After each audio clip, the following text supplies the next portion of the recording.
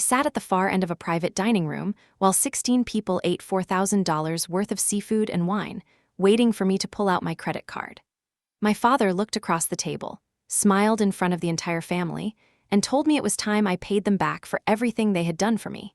He thought he had trapped me into covering the entire bill, but he had no idea what I had already said to our waiter 5 minutes earlier. Hi, I'm Sarah, and welcome back to When Karma Calls, where we share real stories about boundary lines, family drama, and finding the strength to walk away. If you have ever been treated like a personal bank account by the people who were supposed to love you, hit that like button, subscribe to the channel, and share your thoughts in the comments below. To understand how I ended up at that table, I have to go back to the morning the invitation arrived. I am 32 years old, and I work as the Regional Director of Operations for a hospitality group that oversees 4 major dining locations. I do not own the business, but I manage everything from vendor pricing and labor margins to compliance and payroll. I built my career from the floor up, starting as a 17-year-old busser at a steakhouse in Knoxville, riding the city bus home with grease on my shoes, working my way up through hostessing, serving, and shift managing until I earned my current seat. I lead a very simple personal life.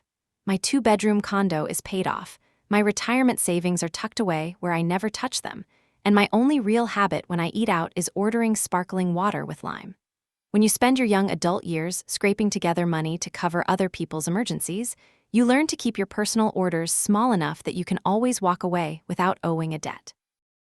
That Tuesday morning, I was sitting in my office reviewing a quarterly supply agreement for kitchen imports when my phone screen lit up.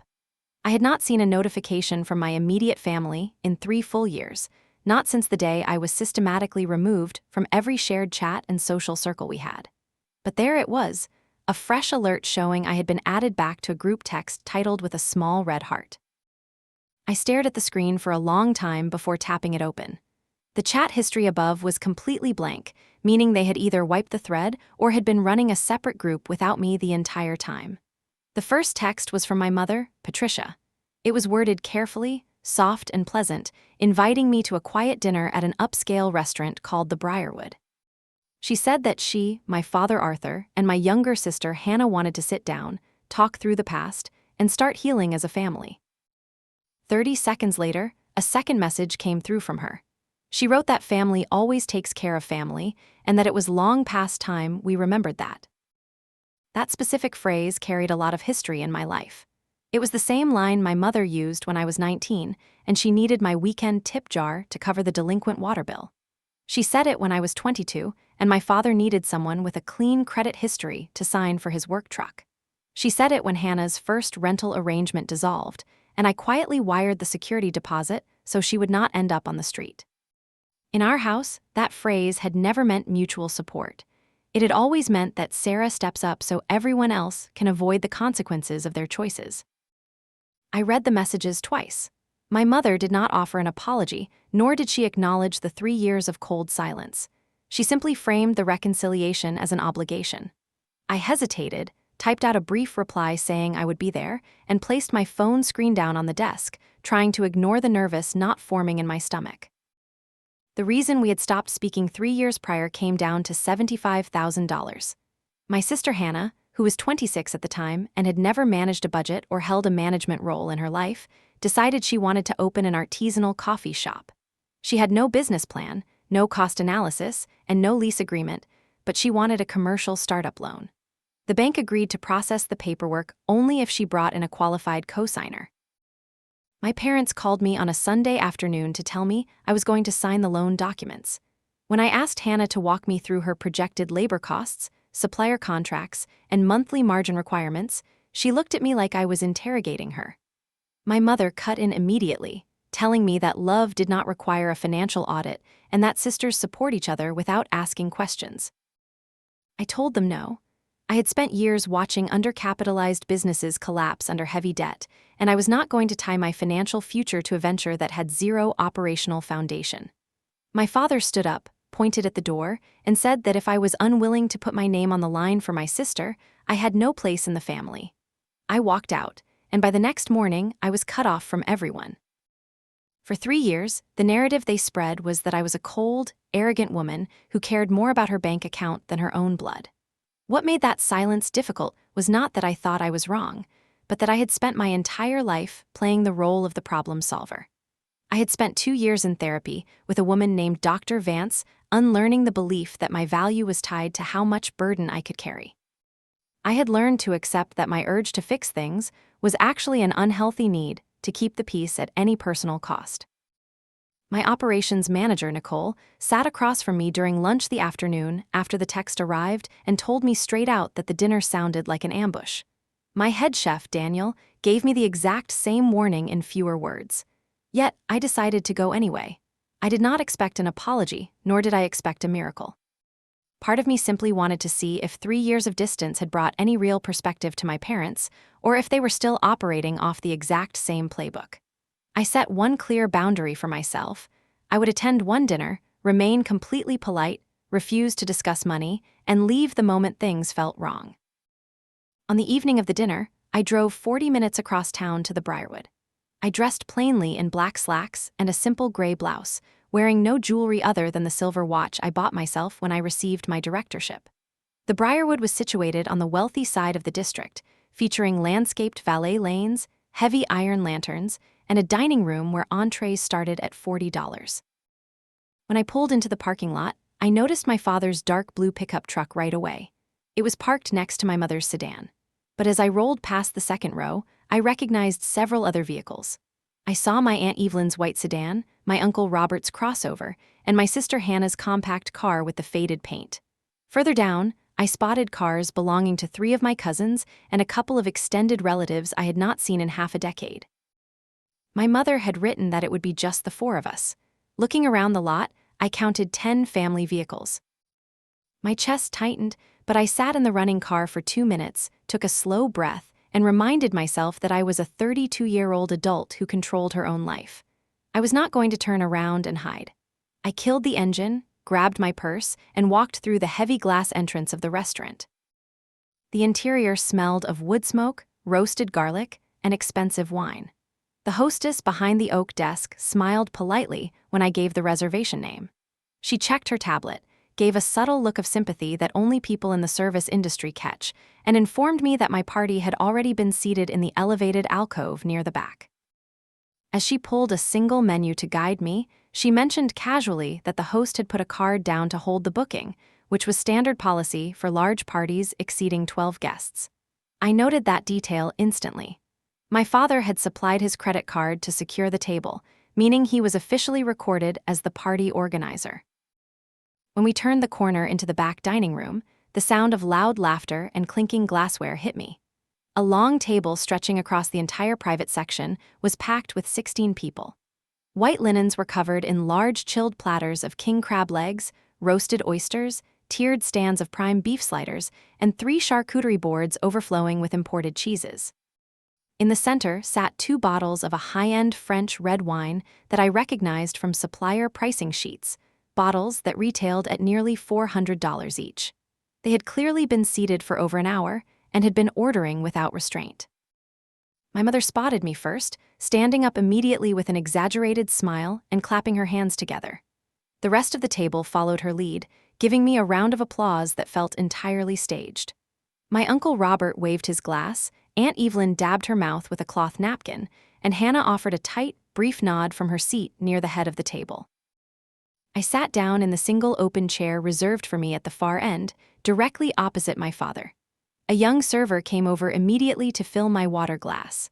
I smiled at him, asked for a glass of cold, sparkling water with lime, and kept my posture relaxed.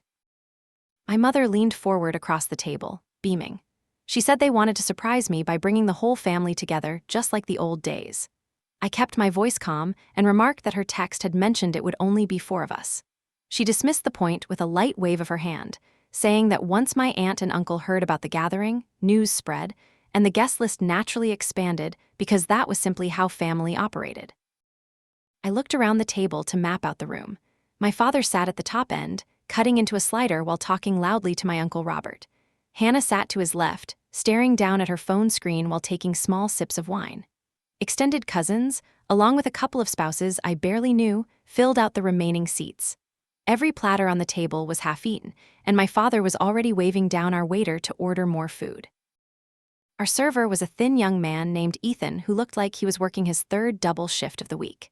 He moved quickly, carrying a worn notepad and looking slightly overwhelmed by the demands of 16 people talking over one another.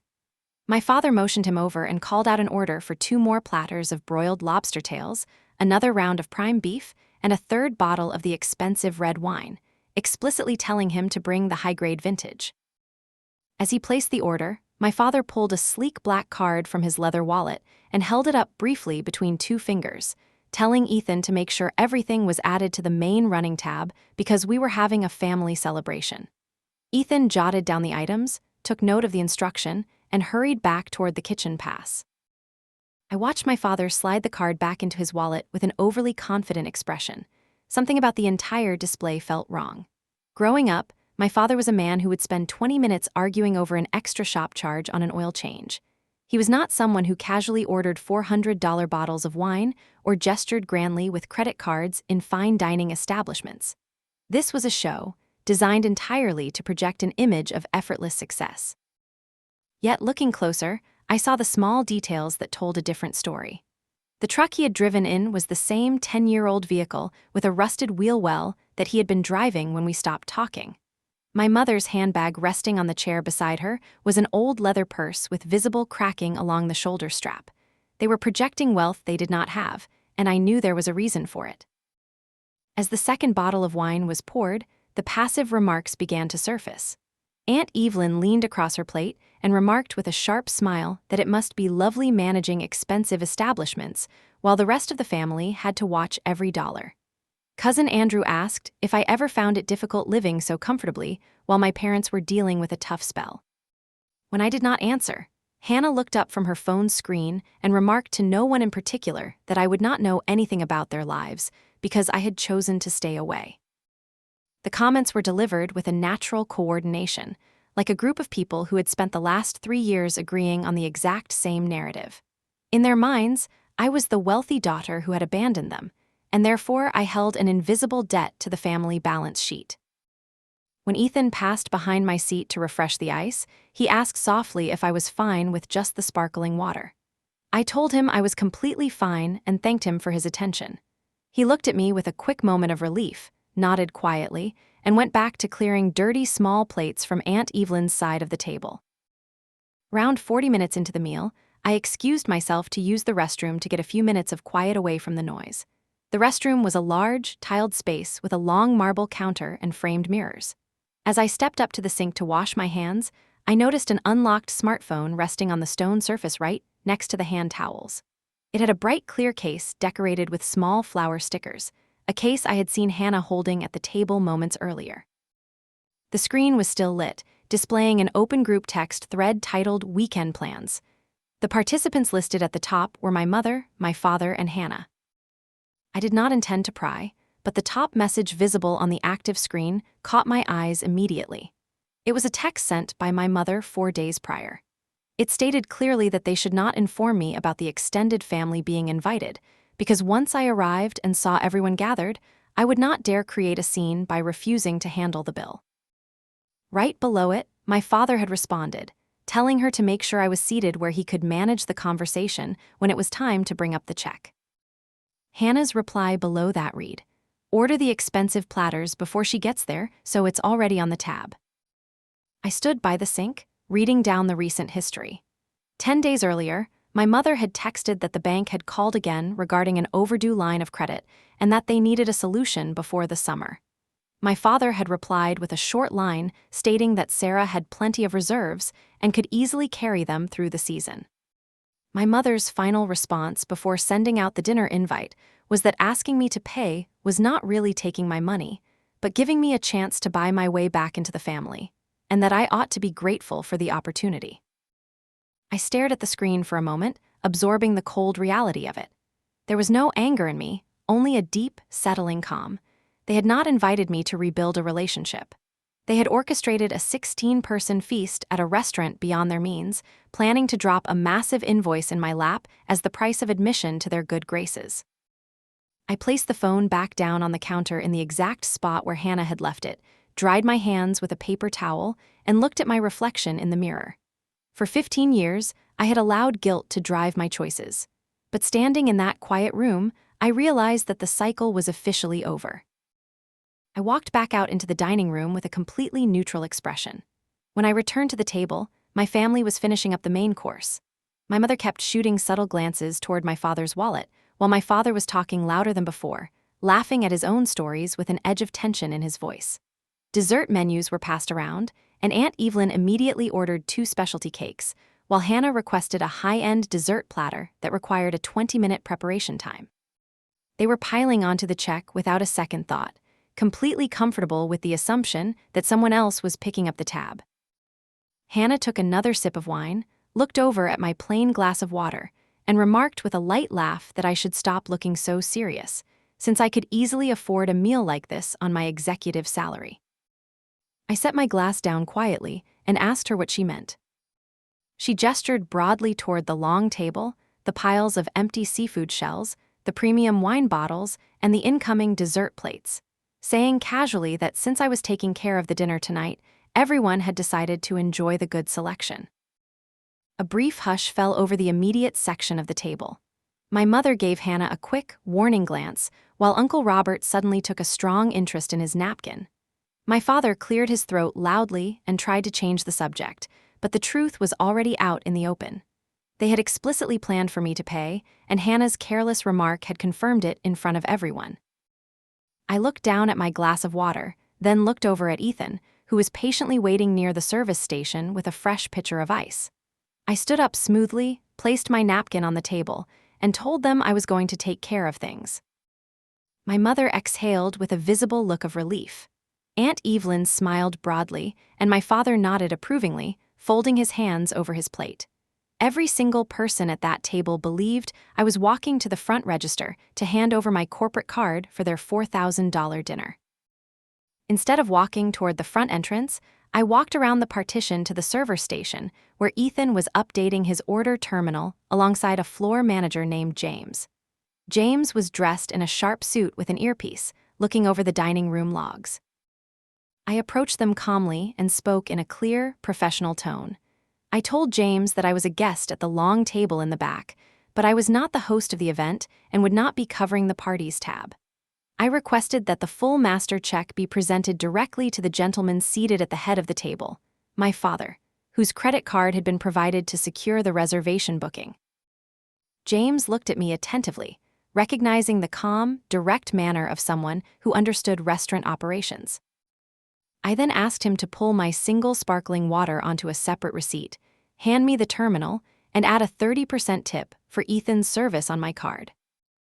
James did not ask unnecessary questions or debate the request. He understood the operational procedure immediately.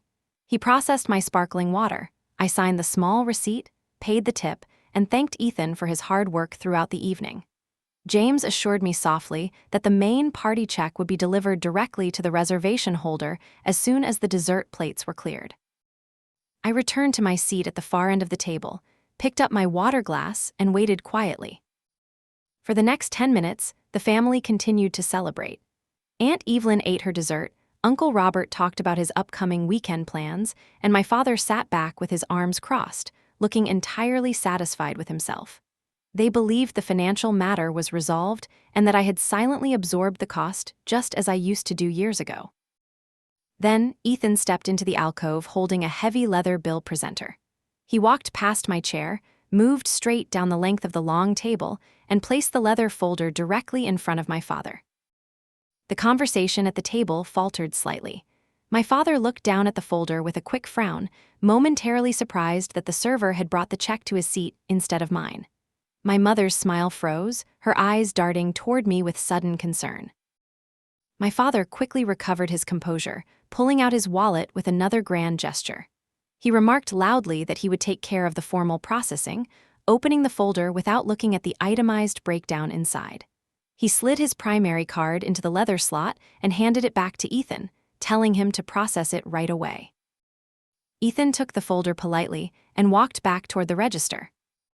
4 minutes passed. The table resumed its light chatter, though my mother kept staring at me with a suspicious look. Then Ethan returned. He walked up to my father's chair, leaned down, and spoke in a low, polite voice that nevertheless carried across the quiet alcove. He informed my father that the card had been returned as declined by the processor. A sharp silence fell over the table. My father's face flushed red, but he quickly laughed it off, telling Ethan there must be a system glitch on the restaurant's network and instructing him to run the card a second time. Ethan took the card, walked back to the terminal, and returned 2 minutes later, quietly delivering the exact same message. The system was declining the transaction.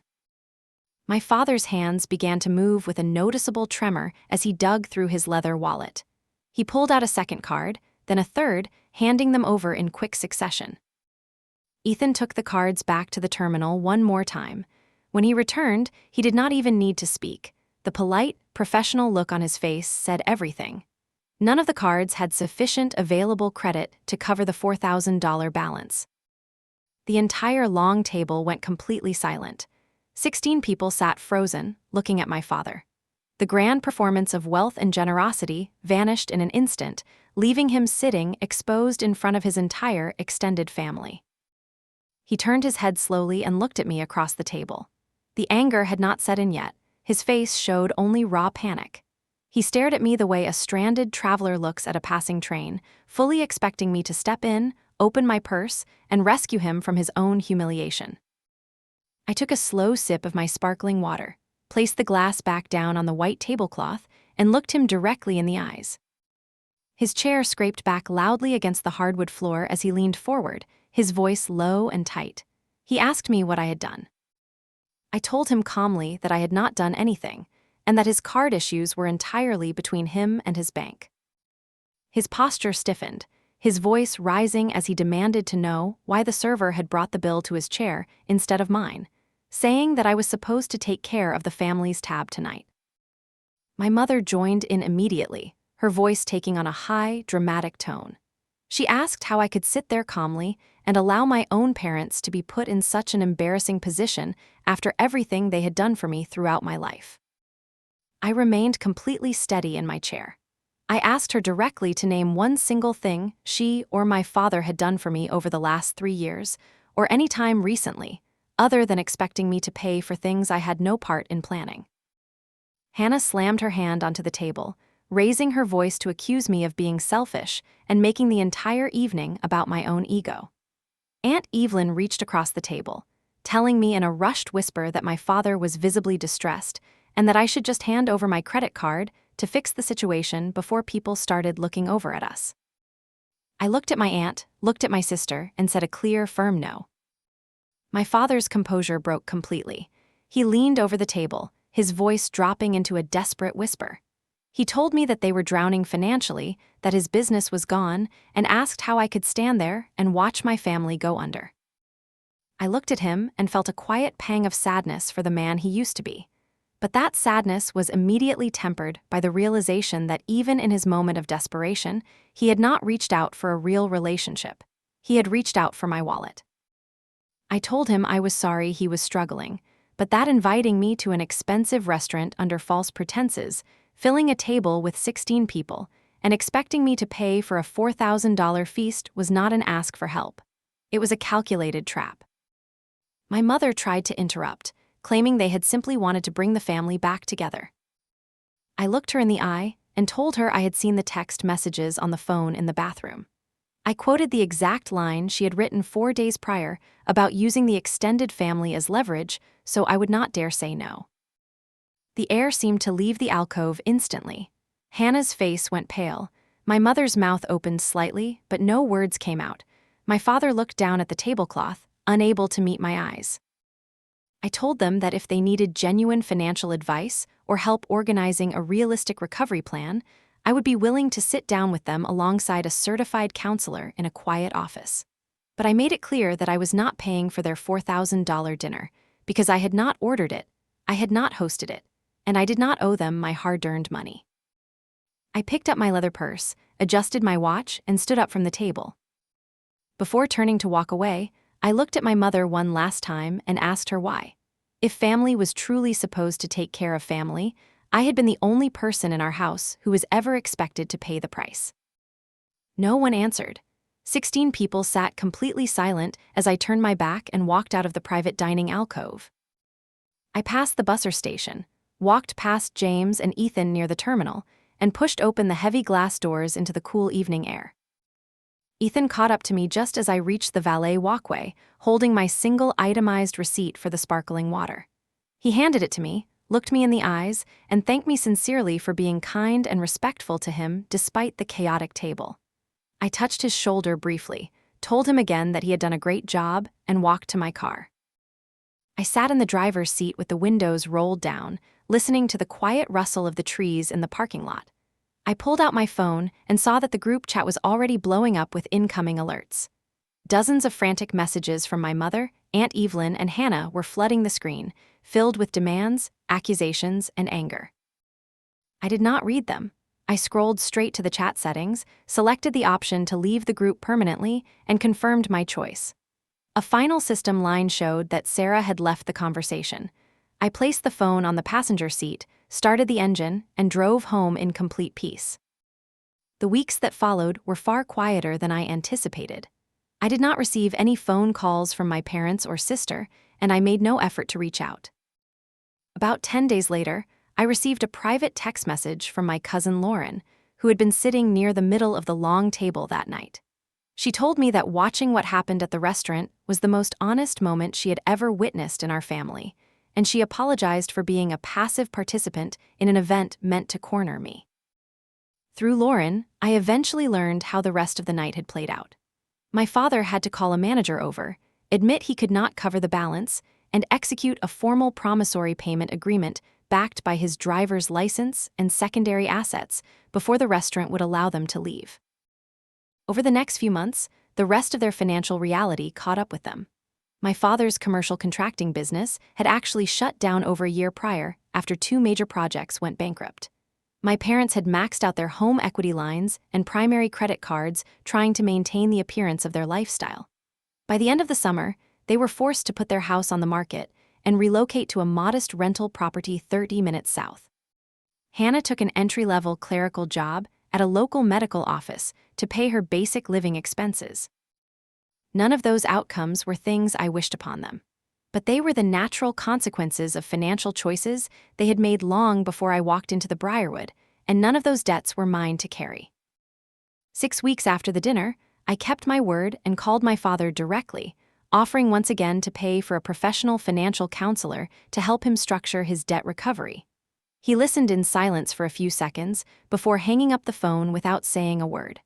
I have not called him back since, though the offer remains open if he ever chooses to accept real help over pride. I learned that night that the most expensive thing you can ever purchase is other people's approval through your own silence. The moment I stopped paying for their comfort was the moment I finally reclaimed my own life and dignity. Setting a clear boundary does not require an argument, a raised voice, or a dramatic scene. Sometimes, it simply requires paying for your own glass of water, standing up, and leaving the table. Thank you for listening to my story. If this resonated with you, please leave a comment with your thoughts, like the video, and subscribe to When Karma Calls for more stories every day. I will see you in the next episode.